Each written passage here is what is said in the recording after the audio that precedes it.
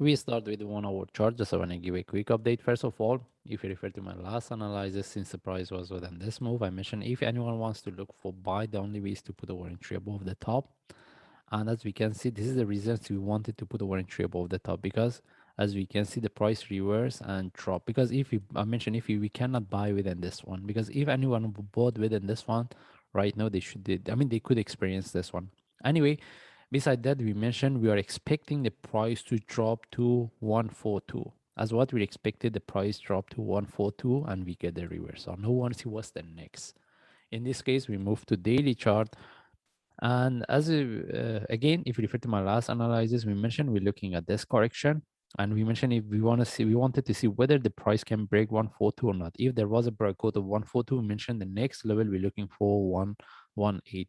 As you can see, the price dropped to 142, but there was no breakout. Now we want to see whether we can look for buy, and in this case we move to forward chart. The only things right now I'm looking for this correction. We can look for short-term buy, because technically we are looking at this one as a running flat, as a one correction running flat, and the last we're looking for one more up. This is what we are looking for. If we get any trade for buy at this point, this is what we are more interested.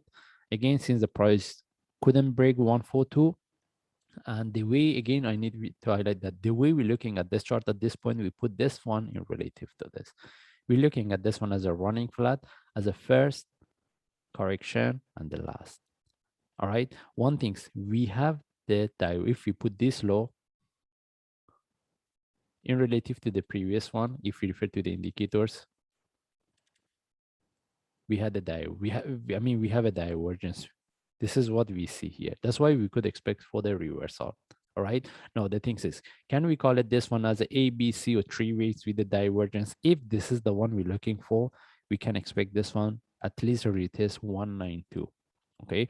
But in this case, again, we look at this one as a running flat, as a 1, 2, 3. And right now we're looking at this correction in relative to this. If we get any buy, any trade set up for buy, we will take it. And the first target is 173, following by 181.7 if there is breakout of 173. That means we're looking for price, whether to see whether the price can break this zone or not. The only thing is, if we want to put this one as a correction relative to this, the best thing is if we get any trade set up without the price break 151, or because 151 will be 61% of this move.